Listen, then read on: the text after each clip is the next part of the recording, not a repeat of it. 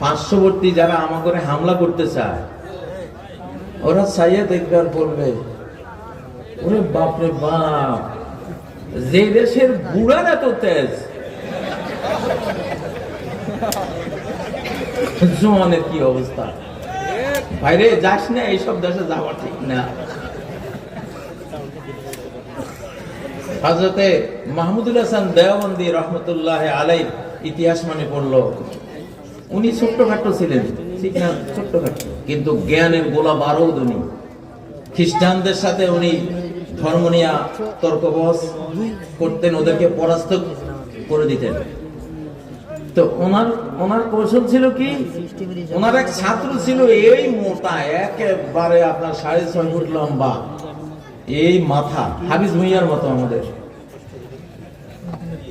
হাফিজ ভুঁইয়ার নাম কারা কারা শুনছে, একটা হাত তুলে দেখি। আরে হাফিজ ভুঁইয়া, আল্লাহ ওরে জান্নাত নসিব করে।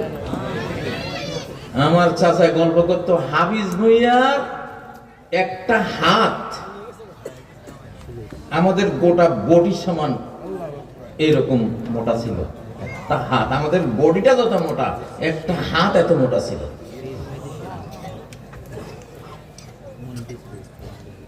হাফিজ ভুঁইয়ার মাটির এই টুকরি, মাটির ওয়া তুলে দেওয়ার মতো কোনো লোক ছিল না। এত বড় পুরা মাটি ভর্তি করে কয়েকজনে তার মাথায় দিতে। এই বশিকপুর কিন্তু হাফিজ ভুঁইয়ার বশিকপুর কইলাম। পদ্মারহাট, আজকে পদ্মারহাট নিয়ে অনেক আপনারা গৌরব করেন। এই পদ্মারহাট পাইছেন কই? হাফিজ ভুঁইয়ার হাতে পাইছেন। পদ্মারহাটে বিশাল জঙ্গল, সব চিতাবাঘ, বাঘে ভরা, হয়তো টাইগারও ছিল। কেউ ওই জঙ্গল সাফ করতে সাহস পায় না। হাফিজ ভুঁইয়াকে দায়িত্ব দিয়েছে, তুমি সাফ করবা। একবারে সত্য ঘটনা, আমার চাচাদের মুখে আমরা বসে বসে শুনতাম এগুলো শিশুকালে। ওনারা হাফিজ ভুঁইয়াকে সচক্ষে দেখেছেন, শুনেছেন, প্রত্যক্ষ করেছেন। হাফিজ ভুঁইয়া পদ্মার বাজারের জঙ্গল সাফ করতে গেছে, বিশাল এক নারিকেল গাছের গোড়ায় বাঘ এসে এইভাবে ওকে আক্রমণ করে। সে বাঘের সামনে 2 ঠ্যাং ধরে এক বাড়ি মারি, এক আছাড় মারি নারিকেল গাছের গোড়ায় সবাই থয়ে গেল। ঘুমা, এটা হাফিজ ভুঁইয়া, আই এম হাফিজ ভুঁইয়া। কি পেয়েছি বুঝেন না?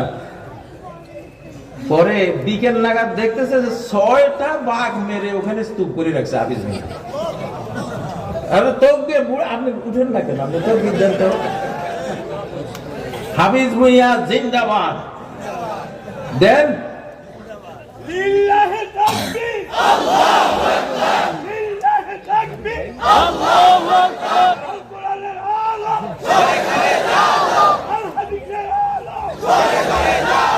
লিল্লাহি তাকবীর, আল্লাহু আকবার। আলহামদুলিল্লাহ। ও ভাইরা, তো মাহমুদুল হাসান দেওবন্দি রহমতুল্লাহ আলাইহি ওনার ছাত্র বসাইতেন পাগড়িওয়ালা, এই সাপ দাড়ি বিশাল। তো ওরে বলতেন, তুই কিন্তু কোনো কথা কইস না, তুই চুপচাপ থাক। হে তো আসলে তেমন তর্ক জানে না।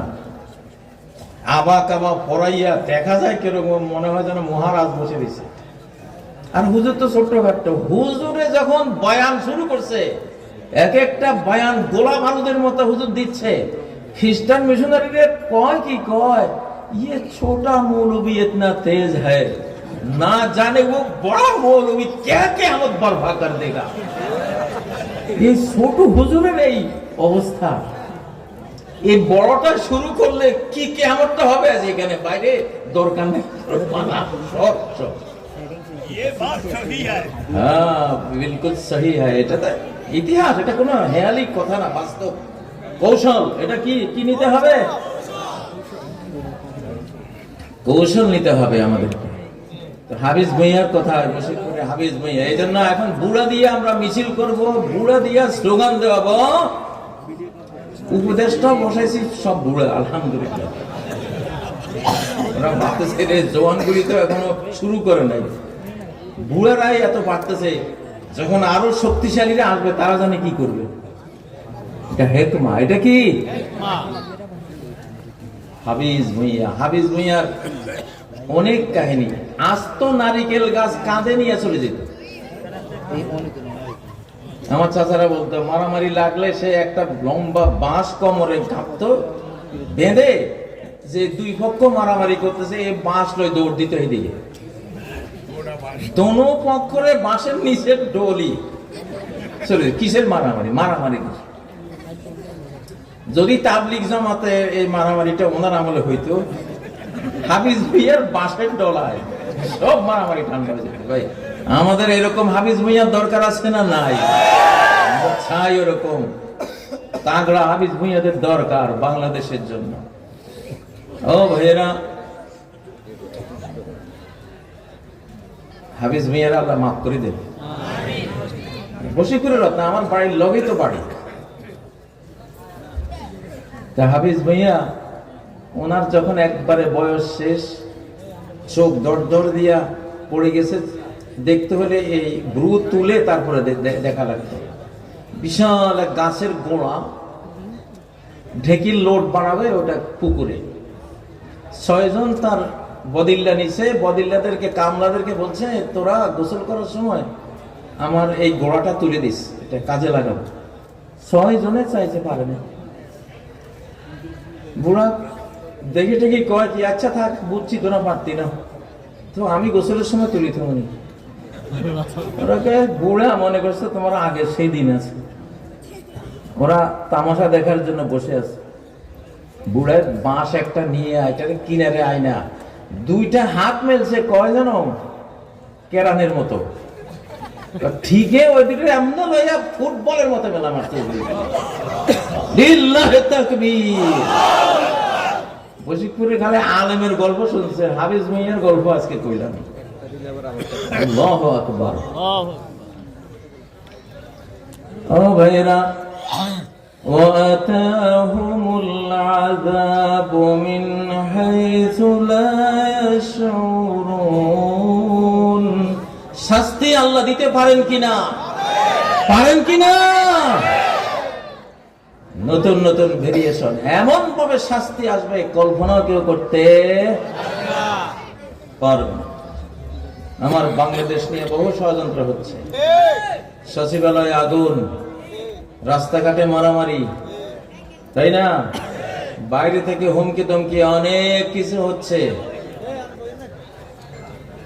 আল্লাহ তাআলা কি জগৎটা তোদেরকে দিয়ে উনি কি অবসর নিয়েছেন? হ্যাঁ বাবারে, এমন মার আসতেছে সামনে।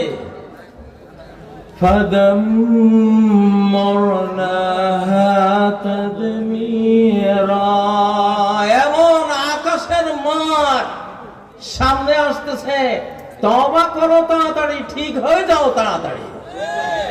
বাংলাদেশ নিয়ে ফারদার কোন ষড়যন্ত্র এর ভেতরেও করবা না, এর বাইরে থেকে করবা না। বাংলাদেশ আল্লাহ হাতে নিয়ে নিয়েছেন।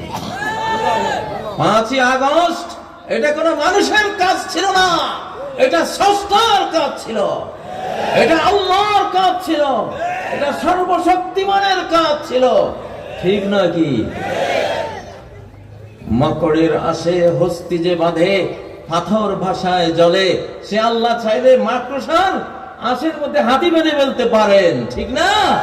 পাথর পানির উপরে ভাসিয়ে দিতে পারেন, পারেন না? 2004 সালে সুনামি হয়েছিল না? 900 কিলোমিটার গতিতে পানি ছুটিয়েছেন আল্লাহ তাআলা। মোটরসাইকেল, ট্রেন, বড় বড় জিপ, এত ওজনী